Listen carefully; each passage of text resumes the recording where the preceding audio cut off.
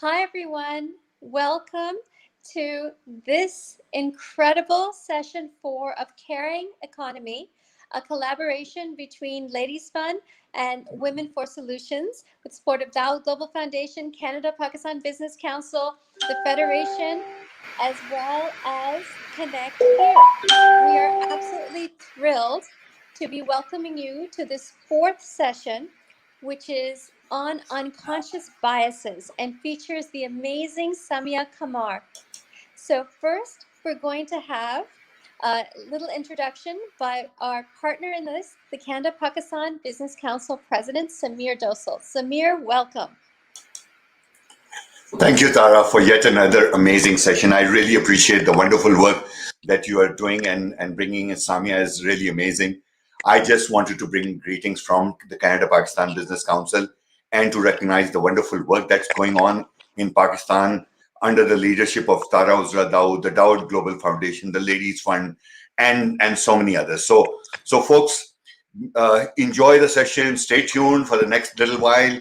It's going to be an amazing session. I've had the chance of having a quick chat with Samia, and it's going to be wonderful. I'm looking forward to it myself. Thank you. Fantastic. So thank you so much for being a part of this, Samir, and the entire Canada Pakistan Business Council. We also have the Federation in partnership, and Sheikh Sultan will be coming a little later, and we will introduce you to him representing the Federation. But first, we have the amazing Azima from ConnectHear. Azima, we cannot thank you enough for making this accessible for all of those with hearing needs. And please introduce yourself and your incredible brand as we applaud you and celebrate you. Hi, everyone. Thank you so much. It's a pleasure to be here today, to be here with Tara, with Samir, people I've only spoken to over WhatsApp or over phone calls. It's the first time we're meeting. I'm so happy that ConnectHear get to be a part of this event where they're focusing on educating women, which is one of the things that we really work for and we really think is needed in Pakistan. A little about ConnectHear. We are a social organization, we are a youth-led organization, and our focus is that whatever is happening, wherever it's happening, it should be inclusive and accessible for the deaf community. I've been raised by deaf parents, and I know the need that the deaf community have of attending these sessions and to learn from these sessions. So we have been training people in sign language. We have been preparing interpreters. The two wonderful folks you're going to see today, Alia and Riaz, they both are ConnectHear interpreters. They both are great with their work. They're staying after hours today just to interpret and ensure that this event is interpreted for the deaf women out there. So once again, if any one of you, all the listeners, if you're doing anything, I'm sure you're doing great things. And if you want your events, your activities to be accessible, to be inclusive for the deaf community, please get in touch with ConnectHear. Let's together make Pakistan inclusive for the deaf. Thank you so much for having me.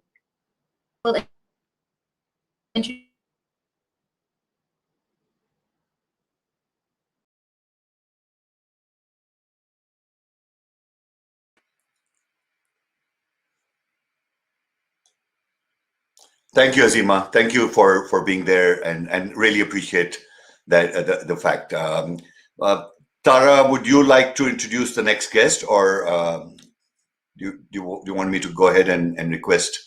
You have to come on to introduce Samia.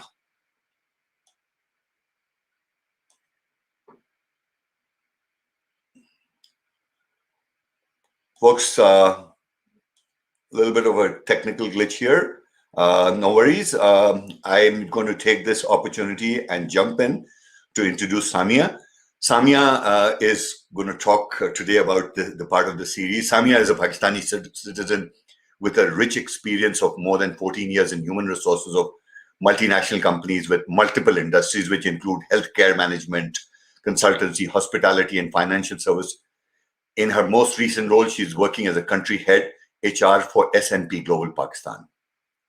Samia's purpose is nurturing workplace by guiding leaders to engage, lead high-performance teams, create EVP by building a competitive advantage, drive culture transformation, and develop talent and leadership pipeline to deliver sustainable profits. Samia has completed her lead journey from a Stanford Graduate School of Business and is a senior certified professional from the Society of Human Resources Management, USA. Samia, over to you. Thank you so much, Sameer. First of all, good morning, good afternoon, good evening, depending on the time zone that you are in. And thank you so much for my introduction. I hope I do justice in terms of the topic that we have, and also in terms of imparting the key learnings. So, welcome to this session, everyone, with regards to unconscious bias, which is very, very close to my heart. It's a huge, huge prerogative to be here with you all today. And I'd like to thank you all. And one thing that I would like to emphasize on is that as responsible citizens of Pakistan, interacting with people from diverse backgrounds, in terms of not only showcasing our culture but also impacting the culture and the heritage that we have. This is a very, very important session for us to for you to have, and also for us as human beings, because I'll be talking more about it. Will be covering and please let me know if, like, I'm able to move on the slides. I don't know, I can't see the screen, so I'm just hoping that the slide has moved to the learning objectives that will try to cover these key learnings today. And the whole idea for you is to relate to your experience and just be willing to try out new ideas. When we talk about biases, obviously, we are human beings, and I'm going to talk about it. And as humans, we build impressions. So it's very, very it's like, very easy for us to build impressions. And like, this is what we do as human beings, isn't it?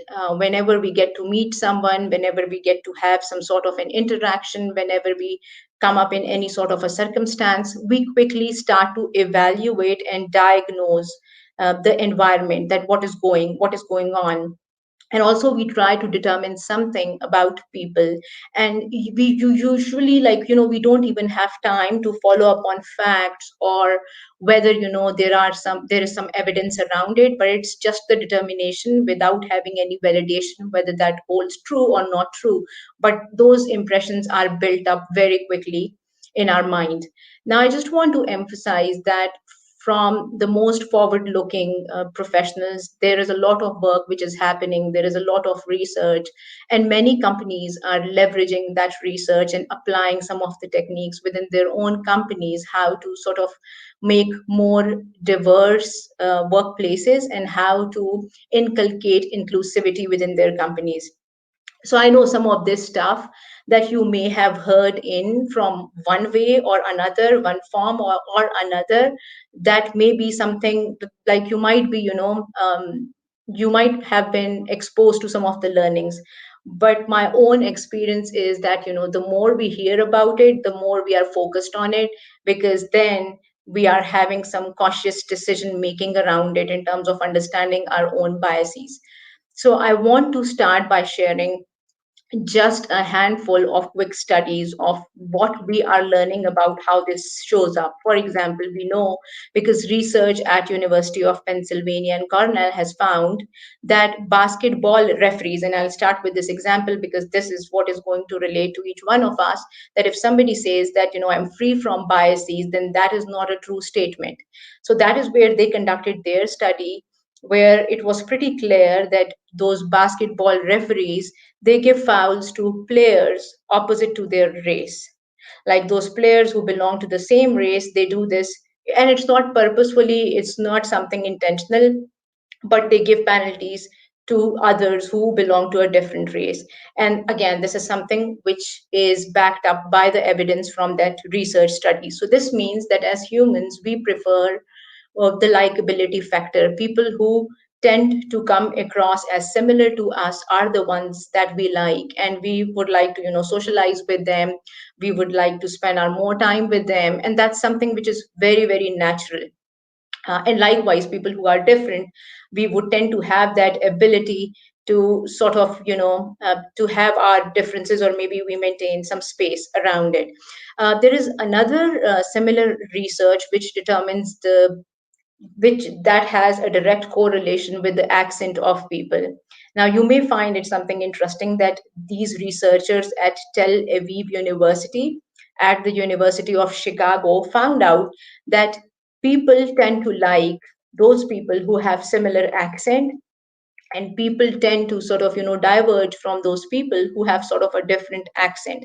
But this doesn't hold true for only one type of accent, which is British accent, which is considered to be the smartest accent. Now, these are all our assumptions, again, on the basis of our assumptions, on the basis of our quick conclusions that we form, or the impressions or the images that we have or of other human beings, is what sort of tend us or triggers these sort of impressions within our mind. And the reason that I'm talking about the different sort of biases is that then we will be relating and connecting it with the gender biases that we have. So I'll tell you one personal example over here, that I have noticed that whenever I'm dressed up in a business clothing, I seem to be like, I seemed to be going very faster through the lanes if I have to get some transaction done from the bank, rather than in my casual attire. And again, that happens again because I feel that people have the impression of you, so they probably escort and they provide that facilitation. But if I'm in a casual clothing, then my impression is perhaps it is saying something about my attire or my outfit, which is why people are less likable to facilitate me. And again, I can go on and on, because literally there are more than 1,000 studies within this space and that have been conducted for so long. But the question here is, right, that we can have all sort of biases. They can be around height, around names of people, race, gender, the way we talk, the way we show up, our accent, religion, culture that we belong, our human identity. And so the question is not that who has got that bias. The question is, like, what are my biases? And how often do we come across those situations, right? And how best can we control our biases? Because obviously, it's first of all, it's hard to understand our own, and it's very, very easy to sort of point fingers on others that they have a specific bias. So as a human being, first of all, understanding our own bias is super, super imperative. And so one thing that these diversity trainings have done is obviously educating people, but on the other hand, I will say that the downside of this training is that, people usually tend to relate it with good or the bad paradigm factor, meaning that, if people have biases, then that is something which is bad. And that's a challenge for us to take this work forward. So the very notion that we have bias challenges us to look at ourselves in ways that is very, very practical for us to equip with new techniques and with new tools and with new ways of interacting with other people who are quite different from us. So now that we understand that we have bias, obviously, and that as a natural function of the human brain, there is little that we can do about it, and it happens for a clear reason. So, what function does bias serve? Anybody who can answer, like, why, if I ask you, like, how does it help us as human beings? You don't have to sort of write, but probably I'm sorry, I just saw these messages. Samia, can you do your slides full screen? I have actually done it full screen, and I don't know, I'm even moving these screens and it's not even working. I have no idea. Will it work if I send it to someone and someone can help me in terms of sharing the slide deck? Because I have moved it and right now I'm on slide number 4. I will pause. If not, then So please bear with so me because so I don't know what's happening. so here let's just send it across, and we'll see if we can try and set it up, because it's the setup that you have is not moving. So folks, just a little pause and a little break. In the meantime, I just wanted to acknowledge the presence of Laura. We've been waiting for her. She did join in, and I also want to acknowledge the presence of Sultan Rahman. Sheikh Sultan Rahman is the coordinator and the FPCCI representative over here. He is here as a strategic partner, and we are delighted to welcome him. And at some point in time, we will have him and Laura say a few words. So in the meantime, let's see, why are we struggling with the screen?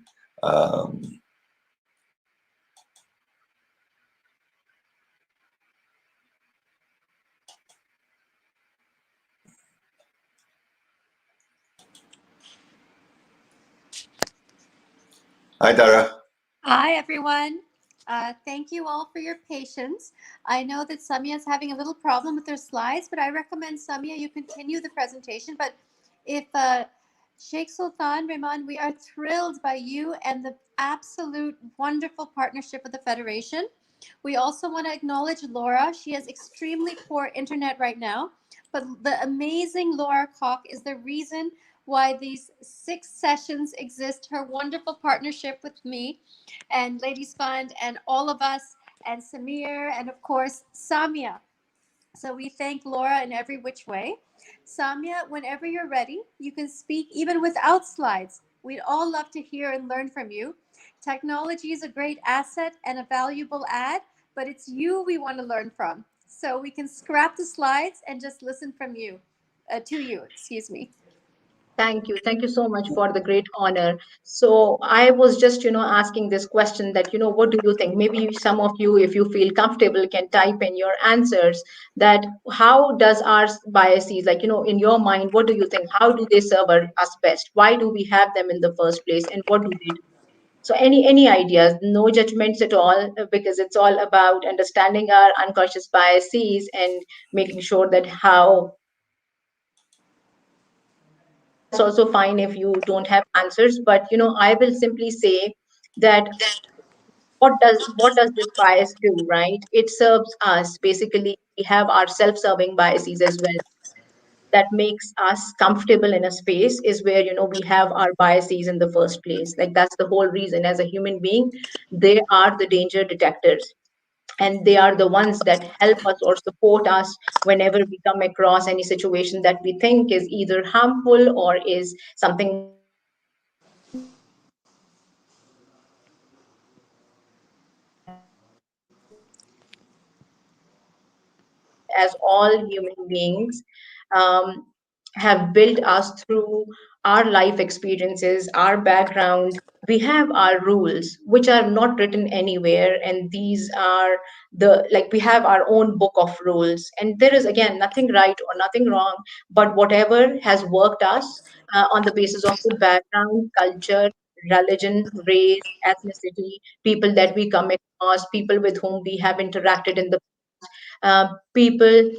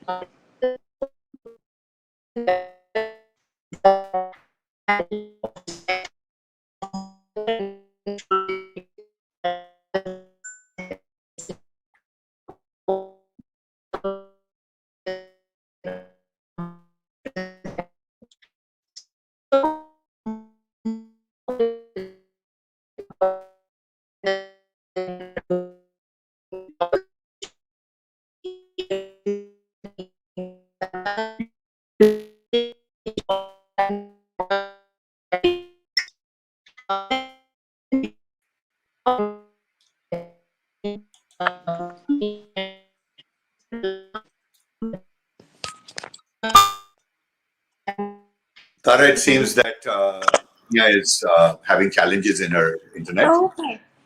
No problem at all. Samia, we recommend that you just reconnect. This happens all the time. We're used to these things. And in the meanwhile, in the comment section, if everyone can just talk for a couple minutes about their unconscious biases. We're already getting comments coming. Samir, if you could help read some of them or make them prominent. Have you ever felt a bias that you didn't even know was a bias till later? Why don't you just point it out in the comment section while Samia reboots and comes back on, and we can welcome her. Samir, I know that you must have wonderful stories. You've lived all over the world and you are president of the Canada-Pakistan Business Council. Have you encountered any moments that you yourself have experienced unconscious bias? Well, conscious and unconscious bias, in my opinion, exists throughout the world. It's not a geographical thing. It is like when Samia started to say, and she's covering the whole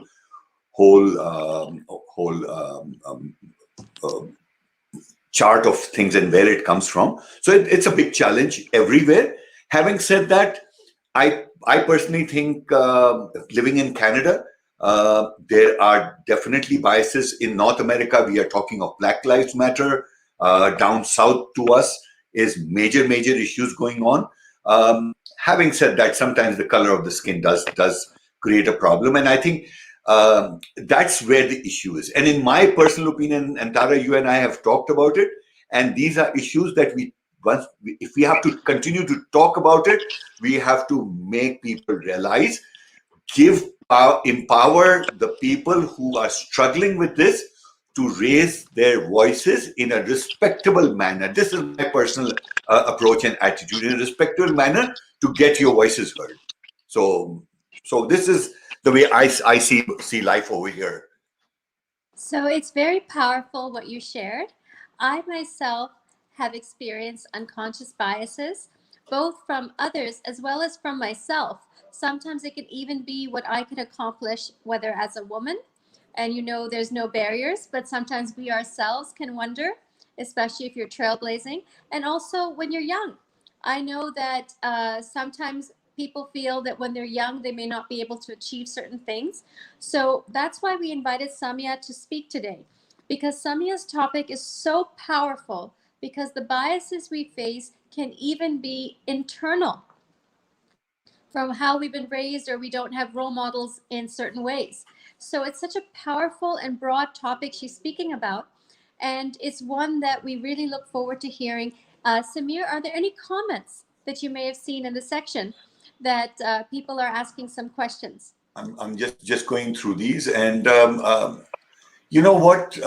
I just wanted to highlight the fact, Tara, that women empowerment is one of our prime focuses. Living in Canada, we feel that particularly from our community point of view, it's so important to help our women community get empowered, give them the right tools, give them the right stuff, and hence this CPBC partnership with you and the Dow Global Foundation and the Ladies Funds makes all that matters. So let me see, where is there any stuff that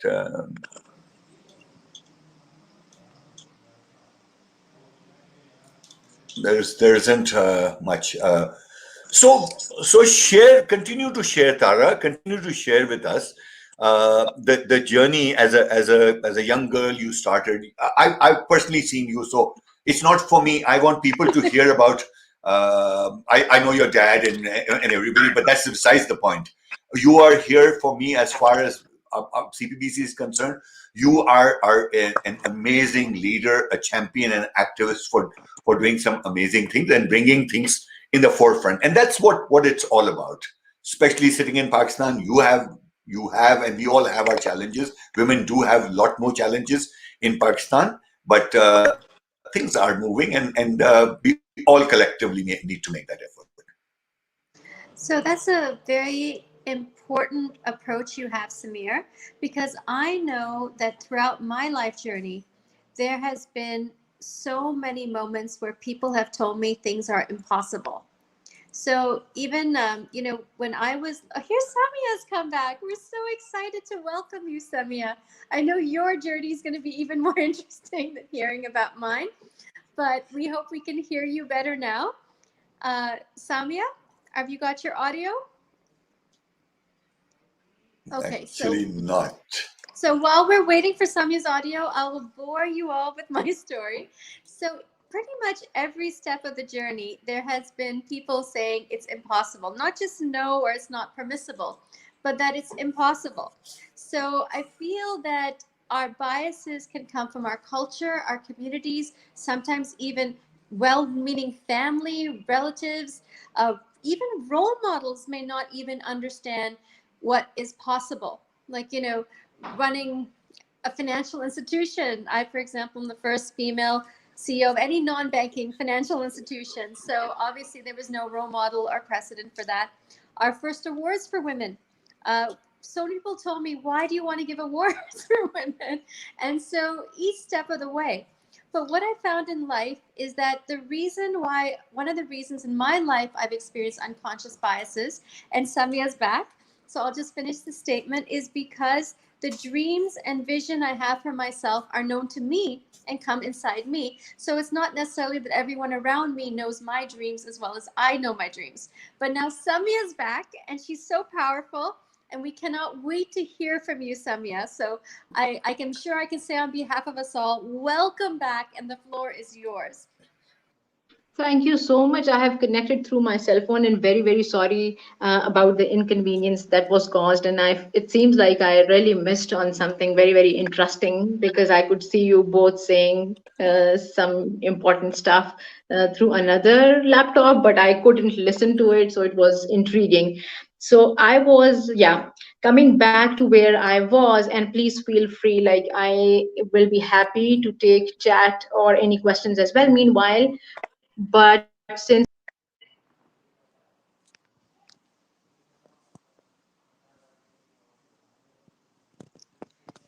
Okay, great. So Samir, why don't you join me and Samia's presentation can start. So So Samia's just we getting have back to get on. Samia back again. We need to get Samia back on again. Great. Just so you know, Samia is based in Islamabad, and sometimes we've been experiencing a little technical from different parts of us in Pakistan. That's why Samir is always rescuing the day from trouble. There, Here is Samia back. folks, people know I love to talk, but it's not my domain to talk. But I'm so glad to see Samia back. Samia, the floor is yours. This okay. session is yours. So go ahead.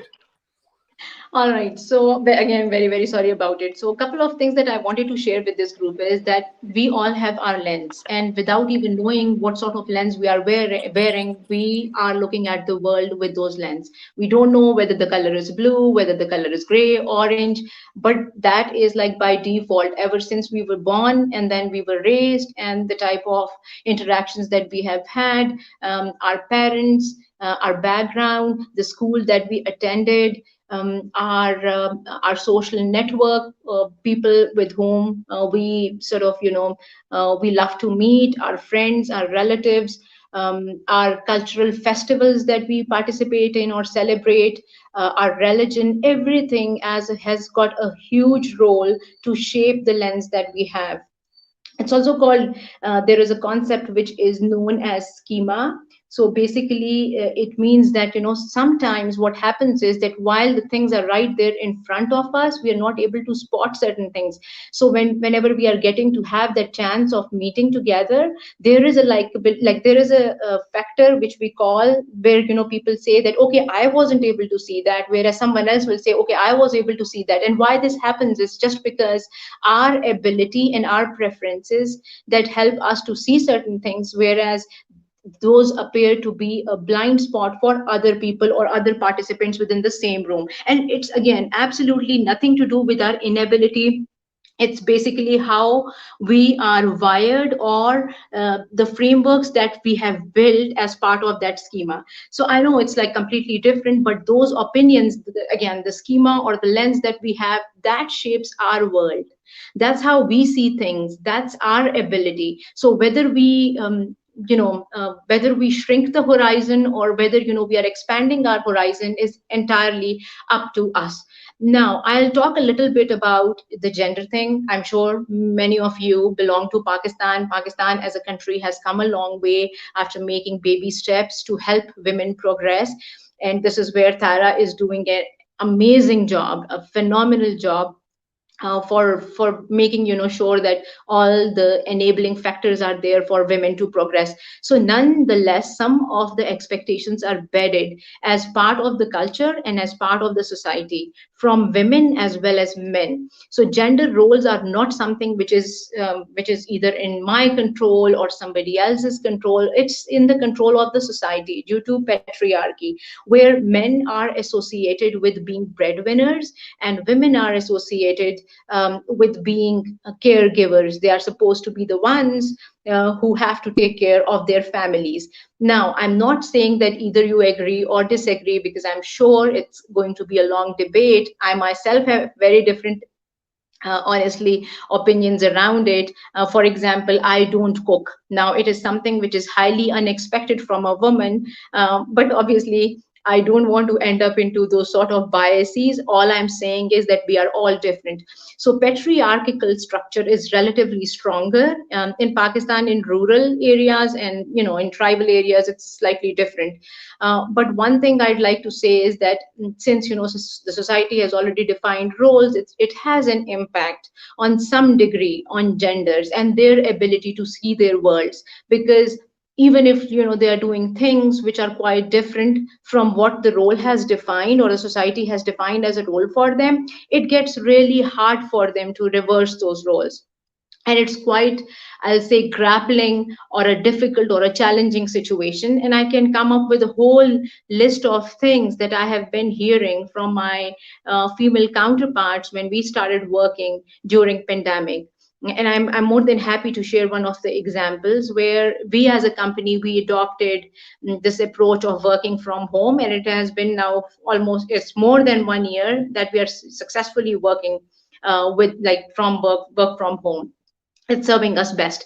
Now, one of my colleagues within my own team, she had gotten married in December 2019, and then when we started working from home during pandemic, some of the things that she told me, while they were very personal, but the reason I'm sharing without taking her name is that that's how our society is, and these are the biases which are associated. So she was telling me the story. One day she came up to me and she asked me, Samia, when are we going to decide to open up the office? And my answer to her was that, isn't it a blessing for you to work from home, especially when you are not exposed to any sort of risks? And, we want to provide wellness and care to our people. And her answer was that, her mother in law primarily believes that when she was sitting in the room and she was attending to all these virtual meetings and she would not come out of her room, so the image or the impression that she started sharing, obviously with other relatives within the family, was that probably she doesn't want to mingle with us and she's shying away from taking care of the home chores. Now, it may be a very different, at least it was a very different sort of an experience or a comment, because I have never expected this from my mother-in-law. My mother-in-law herself was a working woman, and she's very, very much supportive, and she doesn't, like, I have my own nuclear family system. She doesn't even stay with me. So someone like me, I mean, when I heard this, and I could imagine, I was trying to be in her shoes and trying to understand that, okay, how these unconscious biases lead to certain impressions and then leading to certain consequences for those people who are actually experiencing them. And this is one of the reasons I'll highlight. Many women find it extremely hard to manage their work-life balance or manage their work-life integration once they get married or once they are embracing motherhood, which is a very vital decision in anybody's life. And it's like the natural expectation is that they will be taking care of the child, whereas you all would know that these expectations are very, very different outside of Pakistan. So if I talk about some of the countries, it's a national expectation that both the spouses, husband or wife, they are equally responsible to take care of their children. Now, the gender segregation makes it quite hard for some women who may have to face certain circumstances that they are deficient in firmness due to their own communal traits. On the flip side, if they tend to remain assertive, they are labeled as strong women, as tough women, women who are not primarily interested in terms of taking care of their families. And that is something which really makes many women uncomfortable. And I've heard this from many women who have left the organizations, and I've worked in 4 different types of organizations, where for them it's really really hard to manage, these expectations, expectations at work, expectations in their personal life, expectations of their relatives. So that's obviously that's something which puts people in a very difficult spot, especially women in Pakistan, to take care and deal with all these biases that exist around how a woman should behave, how should she sit, how should she be leading, even like, that is also something which is defined because she belongs to underrepresented group. If she is leading companies or if she's leading a team, the expectations are defined by others, which is unfortunate, but which is still true. And I won't say that this is only happening in Pakistan. All I'll say is that it is very subtle in other countries, but it is still prevalent, where women have to put in more effort. Now, I actually wanted to share a slide deck, but since we cannot, I'll simply read some of the biases. Again, I'll read it out for you, so you will have a fair idea that what we keep hearing is that men are better at problem solving. Men are better at solving complex problems and complex data problems. Women are good at design and aesthetics. Men have a tendency to focus on the future. Women are scared of working outside their homes at night. Most scientists are men, and women are emotional and men are rational. Now, I don't know, probably within this group, many of you will agree to certain statements and many of you will disagree with certain statements.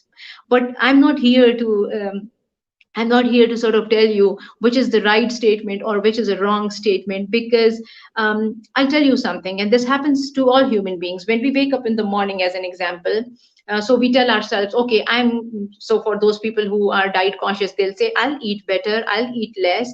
And during lunch, what will happen is that seemingly or without even, intentionally, their hand will be going out towards food, and then they'll be giving themselves reasons that why it is important to have food. Now, I'm just trying to tell you that this sometimes happens, right? We as human beings, we tell ourselves certain stories about our beliefs, why we believe, and justifying or backing up with evidence how we feel about certain things, which is again fine, but it is important for us to understand some of the things as humans, which is prevalent with every human being.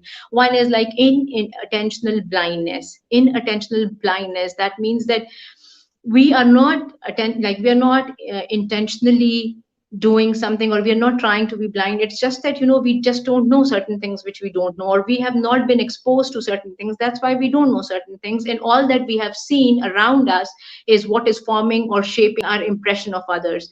The second is projection. I'll be talking a little bit about projection. The third, I'll emphasize on power and empathy. And lastly, I'll be talking about subliminal. Now, these are some factors which is affecting our decisions or the way we form certain impressions. So we have learned that virtually all the things we do, whether we make decisions, whether we make strategies, behavior, performance, relationships, all of these things are fundamentally governed by emotion. Majority of times our decision making is also on the basis of our emotions, and like I said earlier, human beings finds reasons to support it with facts in terms of how we feel and how we support certain narratives or analogies. So for example, if I meet somebody, and this is important for us to know, our these same impressions or our images are not there forever. They also change, but we don't even know. We like, in our own conscious mind, we don't know that this is happening at the back end. For example, um, I meet with someone or I conduct an interview with someone in the morning, let's say with a female, right? And I tend to find some of the attributes which are quite common or similar to me, or maybe I see my past in her, is where, I'll comfort her. I'll tell her that, okay, that's fine. If I see that she is reluctant or hesitant about the interview, I'll be providing her support that it's okay, it's just an interview. Do you want to have a glass of water? And the interview will simply rock. Now, as an example, hypothetically, if I'm conducting the similar interview with a similar set of questions and it's a structured interview, and in the afternoon when I'm having that and I'm not even realizing that my mind is completely drained. So what happens is that if somebody comes up who is maybe opposite to my gender, and I feel like maybe without even realizing, I see that something doesn't click with me, is that all of a sudden I'll be like, okay, I'll be watching, or maybe I'm looking at my wristwatch, or in my own behavioral cues, I'm doing something which is making the person uncomfortable. It will definitely have a significant impact on his interview. Now, this is where we all, and I'm conducting yet another interview in the evening when I'm extremely tired, and similar questions are asked. And without, like, I'm so tired that I'm not even paying full attention to someone, is when I formed that decision very next day that the interview that I conducted in the morning was the best, because, she simply rocked. Now, these are all our unconscious biases. Myself as a woman, interviewing a woman who appeared similar to me, another bias, maybe comforting her, help her. And so that's how, we build, like, to my earlier point, that's how we make certain decisions, and then we try to justify and rationalize. Whereas, perhaps, who knows, if there was a man sitting over there and taking that interview, would have preferred a man. So these things are very common. These are common phenomena, and we don't have a lot of control on it. But these statements that we then build is, on the basis of how we are viewing the whole world, which means that most likely a woman has only seen a man in the family who is making important decisions. Likewise, maybe a man, has seen women within his network, within his family, where they are just good at design and aesthetics. That doesn't mean that men are only better at complex, and that's my view, right? And anyone else can come and can debate or disagree with me, and I'll be more than happy to have that disagreement. But from my perspective, as human beings, we have to unleash our potential. It's not that God has perhaps, created someone with superior traits or behaviors, whereas the other gender was developed or created with inabilities. That's not true. And even if somebody believes in it, he or she has to change that opinion, because it's just that probably he or she is not exposed to or hasn't seen anyone in their own personal life. So they should probably change their network, change their environment, change purposefully some of the things, by making that conscious decision to explore how different people are working and acting and contributing differently. Just like this, it doesn't hold true. Perhaps somebody hasn't seen a woman scientist, that's why they believe that mostly men are scientists. And likewise, it's a very common statement which occurs in workplaces, where I've heard it usually from men, that women are always emotional, they're always crying. So maybe they have never come across a woman who doesn't cry. That's all that I will say. And that's where, I'll simply say that we have to make a cautious effort of unwiring our own frameworks, the mental models that we have, the cognitive or unconscious biases, and looking at the world with a different lens now that we realize these exist. And it's like prevalent. It's not common to any one human being, but it's just common to everyone. So cautiously, when we realize it, then we have to make every effort to sort of dismantle those barriers that are impeding our ability to progress in life. uh, I'll move on to next slide, where we are talking about gender behaviors and consequences. So why, like, again, gender behavior obviously has consequences. I've spoken at length that when the society is telling people that okay, this is what is expected from a woman, this is what is expected from a man, that's how men and women eventually start behaving, unless they are exposed to a new way of thinking. So that is like part of the socialization. Socialization is a process of informal education which imparts certain values, attitudes, beliefs, behaviors, and people start actually believing in them. They are different for men. These socialization aspects or codes which are defined are quite different for men, quite different for women. They often put greater restrictions on the freedom of choice, expression, and movement for women in comparison to men in most of the societies. um, it's a continuous process. It happens, and there is little control with regards to socialization because it is something which is imposed by the society, to my point earlier.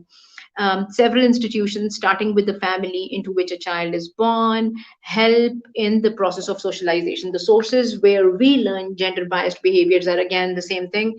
To my point earlier, family, friends, relatives, groups, religion, etc. So, the strong influence of these images in our lives that we perform the roles ascribed to us automatically unless we are strong enough to challenge the status quo and to challenge what is not seen as something for women to do or for men to do. So that's where we have to understand what we in our capacity. And now it doesn't mean that if something doesn't stick to you in terms of your values, you should simply go ahead and prove yourself to the society. That's not what I mean here.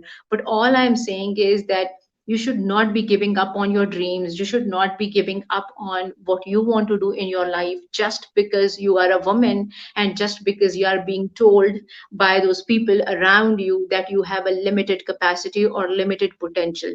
That is something which I don't buy for myself, because all dreams can come true as long as you have a strong will, as long as you get to understand you have a great power to influence others around you. You have a great power to prove yourself if you have that potential, but not just because other things that you don't have a capacity shouldn't be the reason or the story that you are telling yourself that you cannot do certain things.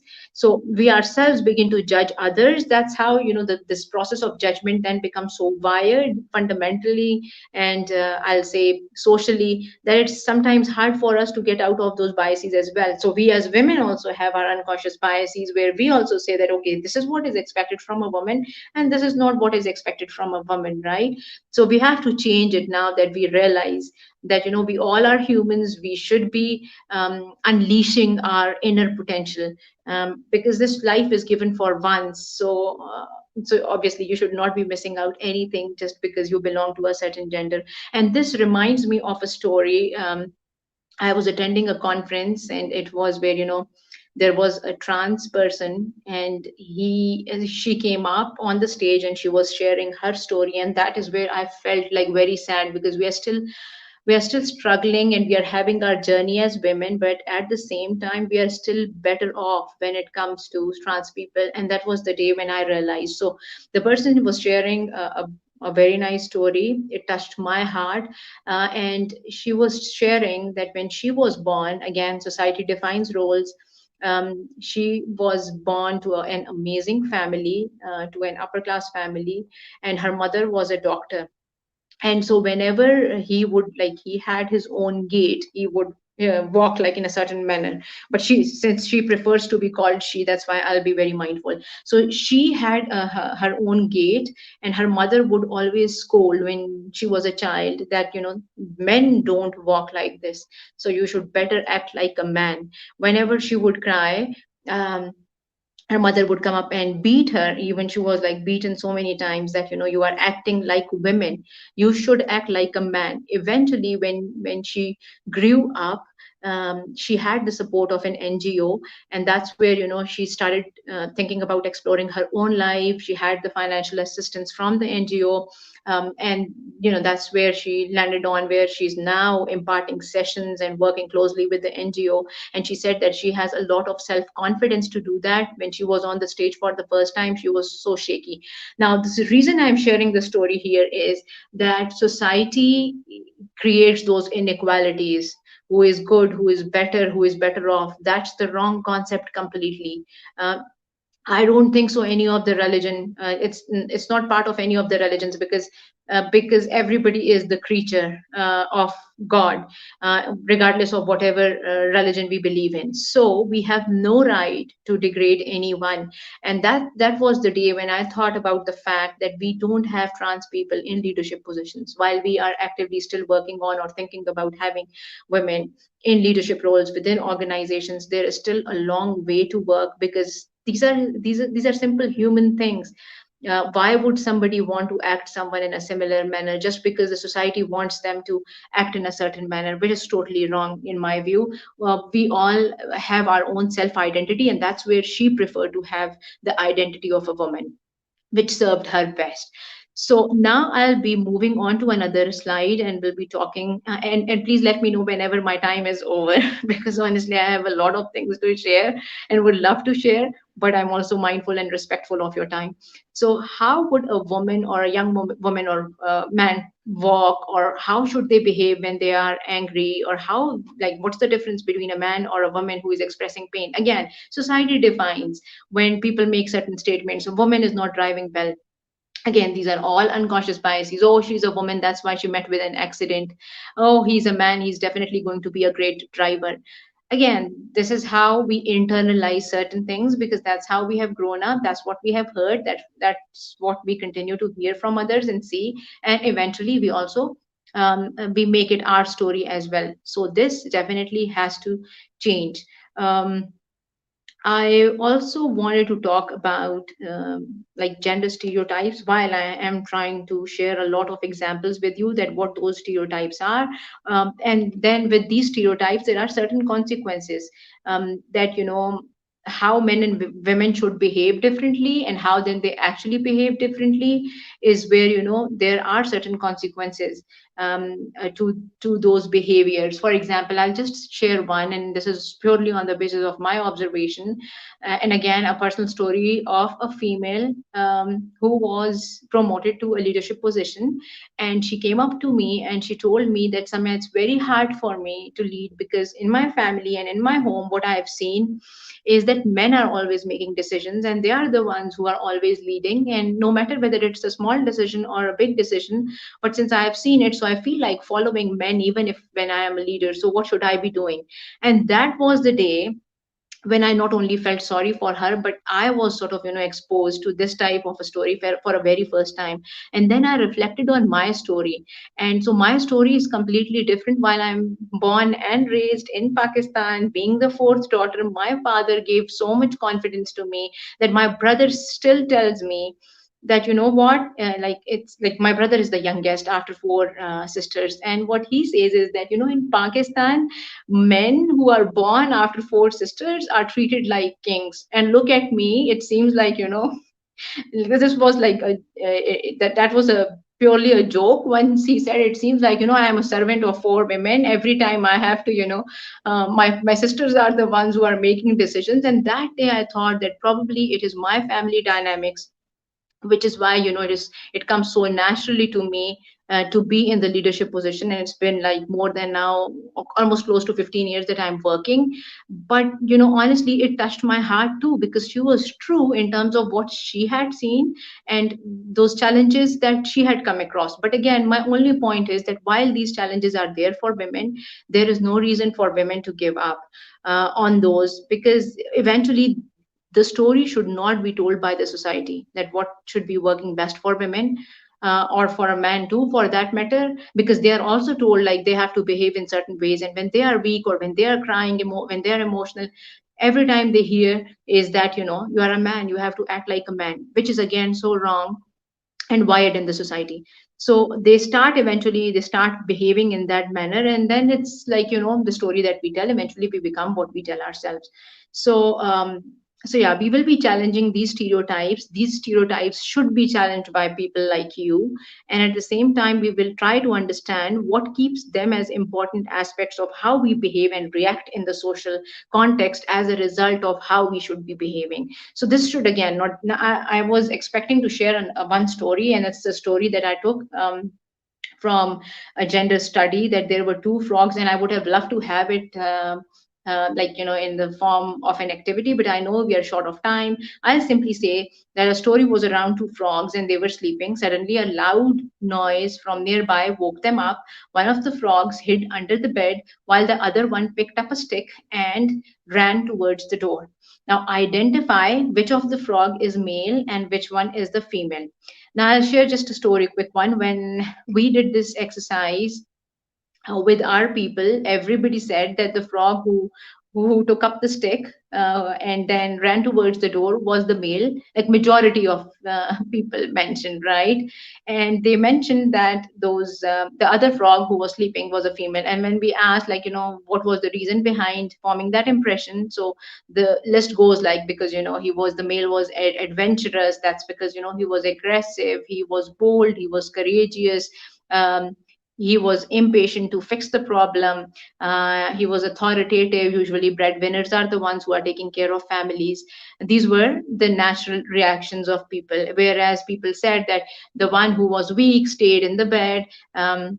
Because she might be shy, or she might be caring, or she might be respectful of the head of the family. And these were like some of the reasons given. So I'll simply say that the frog could be either a male or a female, doesn't matter, because all these traits you cannot define or decide that there are certain traits. And there is a Harvard Business Review case study on it as well, that there are some there are some traits which are attributed to women more. Like, people say that women are usually very nurturing in their leadership style, whereas men are way too aggressive in their leadership style. These are again biases. Why I say is because these traits are pretty common in either male or female. There are males when they also exhibit similar reactions, behaviors, emotions. It's just that the way we see the world, has we have formed our opinion that it's not likely. Like, even if those are prevalent, we will be telling ourselves a different story or labeling people just because on the basis of the gender, which definitely has to change. Because socialization, we are also part of that socialization. We are also contributing in one way or another to that socialization. So definitely that has to change. Now um, I will quickly talk about the fact that it would have been so nice. If there are any questions, I'm happy to take. 1 second, let me look at the, okay. I don't see anything, so I think we are good.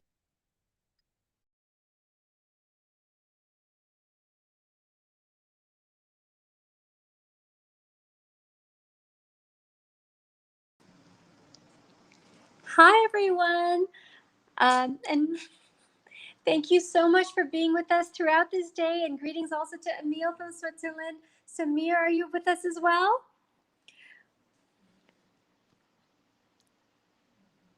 So we have been enjoying Samia's brilliant, brilliant presentation. What have you been thinking of it, Samir? It's very interesting, thought-provoking, and she's been sharing her experience, her professional experience, what she's felt, and some amazing examples. And I respect everything that she's saying. And we all feel our biases. We all feel, and somebody just commented, and I would like to acknowledge Ambreen Kokab's comments that sometimes some things totally can come normal to us, and it's for everybody. So I'm a firm believer that these debates have to go on, and they have to go on in a manner that uh, they have to be in a way that everybody understands each other, and it's not just women; it's all the biases of many things: ethnicity, religion, this, that, and the other. And I think we all need to make an effort on this to try and take it to the next level. And I actually, whilst listening to all these, I thought that I would like to share to people. Um, Probably you should be requesting or suggesting that folks, whoever is listening, if there are specific things we miss out now, later, and if you have any other thoughts at some point in time, please share with us. Please share and see what other topics would be of interest to you, so that we can package them together and bring it to a debate as we move forward. Wonderful. So thank you so much, Samir, for your insight.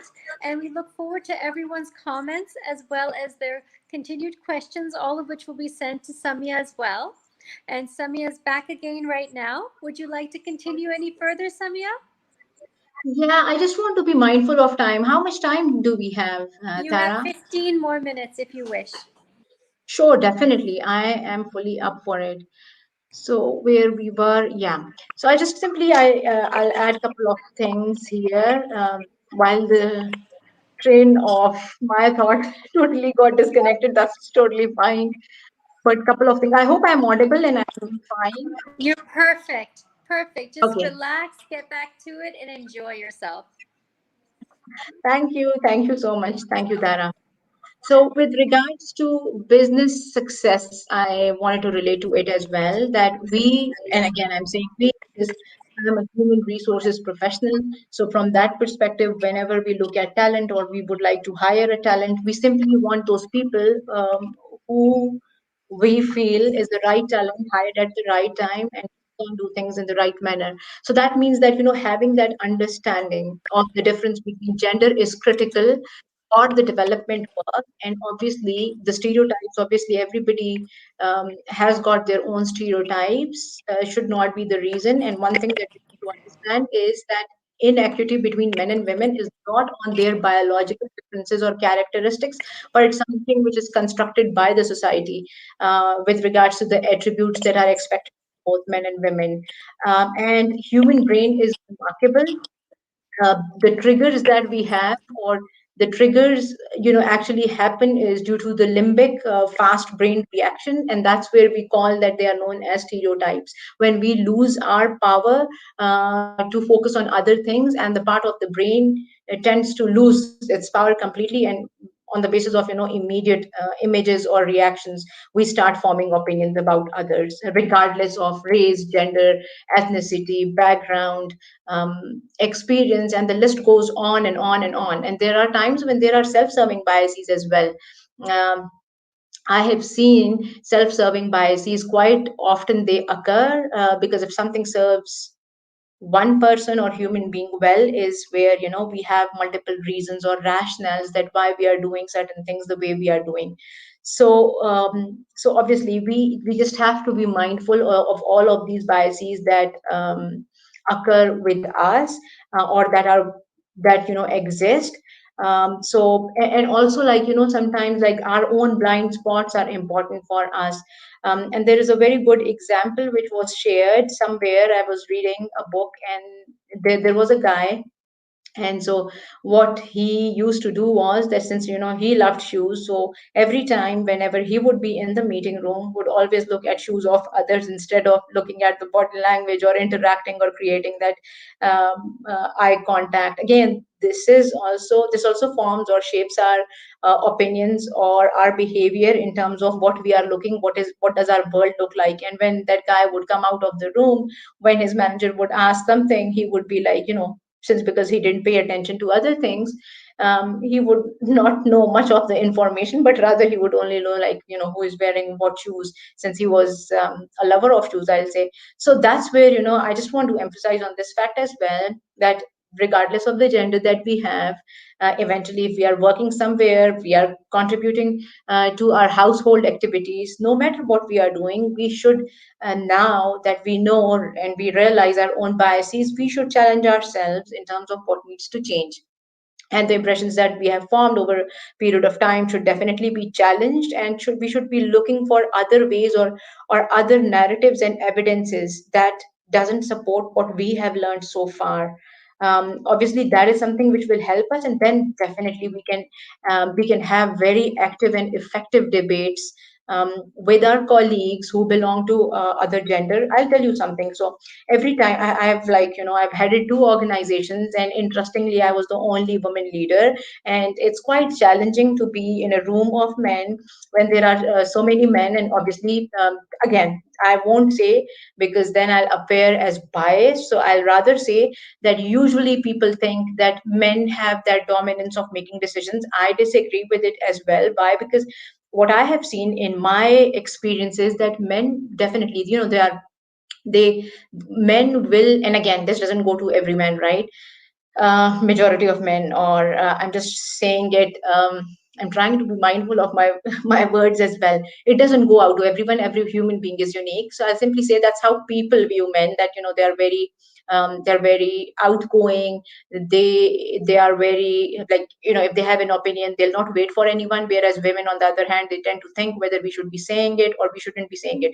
I'll say what has worked for me in my practical experiences, that whenever I had an idea, I would never share. I'll never make that effort of sharing it in front of so many men where they're evaluating my work, but rather I take that conscious effort of meeting with them separately, thinking about their thoughts, and then making sure what I can do differently if I have to come up or lead a project, is where I feel very comfortable. Then being in that room and sharing my things, even if they disagree with me then and there, that's also fine. But that has worked for me. This is only one example, I'll say. And majority of times what I have found is that women are very cautious in terms of sharing their problems, or even if they do, they would do it in a certain manner, which again, does a similar thing. Men also have their biases about women. So I feel that unless and until women are not open enough to share their challenges, their struggles, their problems, professionally with their counterparts, men will never have an idea. And I can share a couple of things, right? So since, because I'm a woman, so it's easy for women to reach out and share their even personal stories, what's happening in their homes, right? What's happening, let's say if somebody is embracing motherhood, what are the challenges, what is the medical condition. It's hard for them to go and share it with their male managers. And what I continue to educate them on is that as long as you are not sharing it, you will not get the necessary support that you need. And there was a time, by the way, there was a time when a male manager did not know, and this woman was not performing, and she was shy about sharing her experience. What eventually happened was that the male manager felt that there is deterioration in the performance, and he wanted to fix that problem, is where the lady reached out to me. She told me, and then I sort of became the facilitator, or the intermediary person to sort of to fix that problem, that it's not about performance, it's about the medical condition, and we definitely need to give some time. And that is where then I started educating all women that you should be sharing, you should have that courage. Even if you are not comfortable, that's totally fine. You should find your own ways, in terms of how best you can be comfortable. If you need support, you need to say certain things. You should not be waiting for others to help you support. Again, women should support other women, because obviously every woman will rise if they are creating that network, and if they are helping others, that's the best way. And at the same time, you also have that responsibility of supporting other women, but then you should not simply be just waiting for someone to come and to help you or to make it easy for you, because eventually it's your own journey. Nobody can help you with your journey, if you are not determined to have that. And obviously there will be obstacles, just like for any other human being. It's just how you are viewing those obstacles, or what you are thinking about it.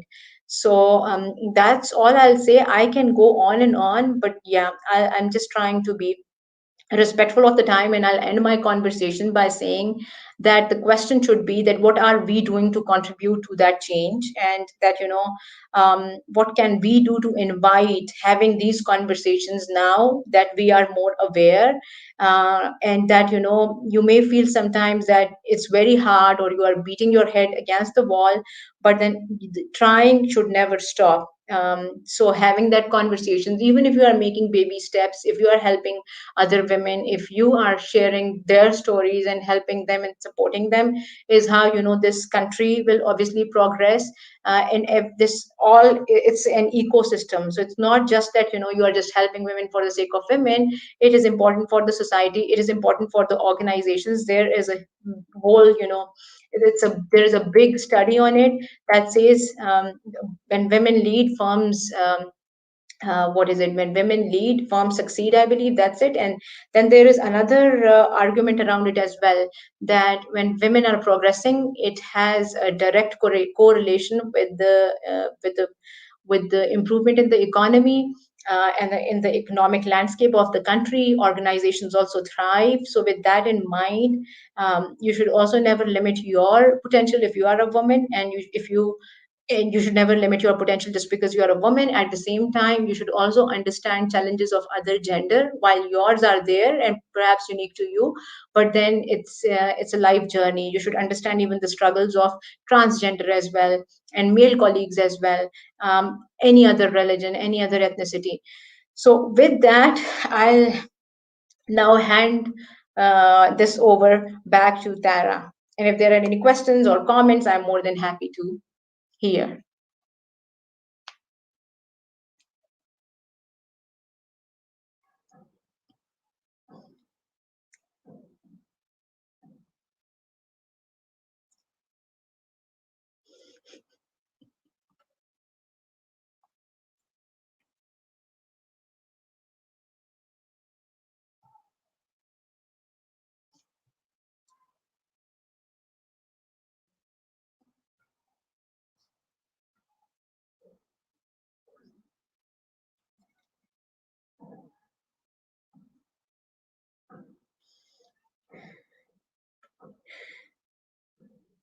My emotional reaction is I just don't know what to do now.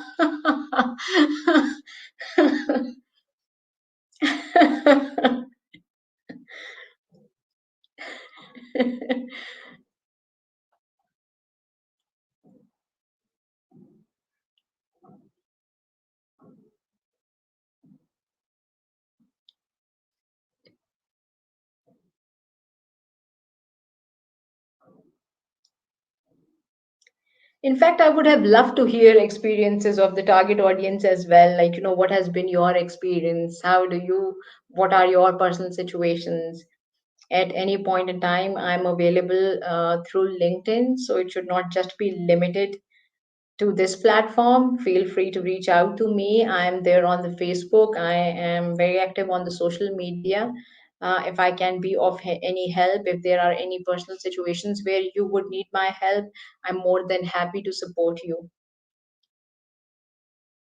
And again, I cannot give you advices. All I can do is simply tell you what has really worked for me, because I don't believe in advices. Every human being is different, and so their reactions are different, and the paths that we all choose for ourselves are completely different. So I can only help you identify certain things for you, but then eventually it's your own life journey.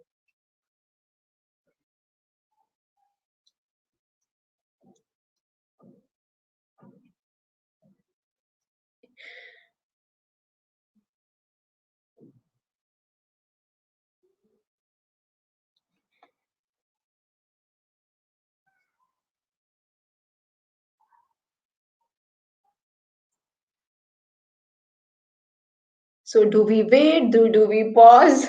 What do we do next?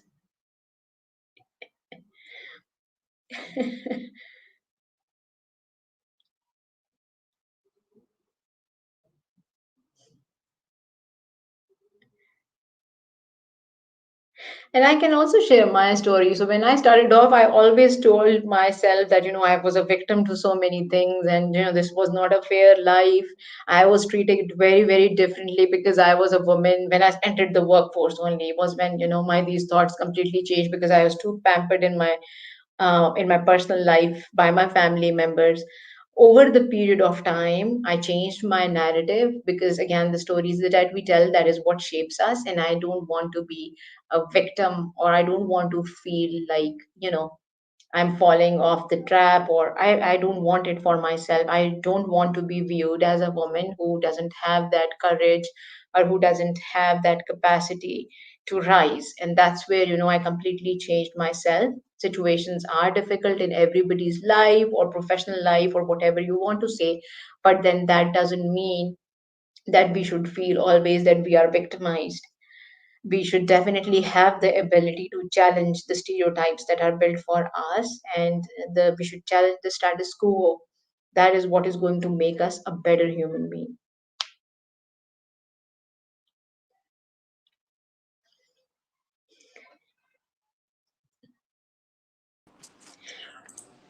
Hi, everyone. Thank you for your patience. I'm not controlling the technical aspect today, so I was trapped backstage and wasn't able to end the call or to come to you guys for your goodbyes. But now I'm allowed back on the stage, so thank you all. ConnectHear, you are amazing. You have done so much to make today accessible to so many people. We have to thank Samir and the Canada Pakistan Business Council for making today so incredible and handling all the tech and keeping us going wherever and however it ended up happening. We have special big thanks to our partners, both the Federation and our main master partner, Laura Cox, and the incredible Women for Solutions. And there would be no today if it wasn't for Samia Qamar, our major rock star, who has given a presentation that's truly unforgettable and has one of the amazing ability to treat us all to an insight into this important topic. Azima also asked for us to especially mention that she's doing sign language classes throughout Ramzan through ConnectHear. And if anyone would like to take them, to please contact them. But Samia, you have enlightened us so deeply. We have one question also. If you could share the name of your book and where people can buy it, it would be wonderful if we could learn that. Sure, Tara, but yeah, I'm up for it, but I don't have a book for now. Like I am in the phases of writing it. Okay, well, Yeah, people once are it already will be, I asking will. about your book, so it's about time you come up with one because you're greatly in demand.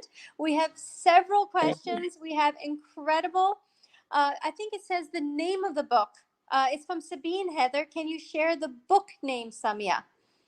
So, Yeah, it's not like the title is not yet there. It is in works. For now, okay. it's in works. And Samia, if you could also share one thing you'd want everyone to take away as their main key takeaway for today's session. That would be to understand our own biases and then stop, like try to not judge others and understand like their context and understand from where they are coming and just be empathetic about it without making judgments like why somebody did something or reacted in a certain way, because every human being is different. Fantastic. So, wise words from a wise woman. And we at Ladies Fund cannot help but thank all our partners and especially today's incredible keynote, Samia Qamar, for being here with us today. And we're being flooded with more and more questions. And many people are also thanking ConnectHear for the interpretation. So, people will continue to send those across to Samia, as well as give you today's Women for Solutions survey. Remember, when you complete all 6 after watching all 6 of these Facebook Lives, which are permanently available, you will be globally certified by Women for Solutions and Ladies Fund. Thank you once again, and Samir, of course, for everything. Thank you. Bye, everyone. Thank you so much, Tara. Thanks for the wonderful prerogative. Take care of yourself. Stay blessed. Bye bye. Thank you. All the best. Wonderful. Till we meet again next time. Bye. Bye bye.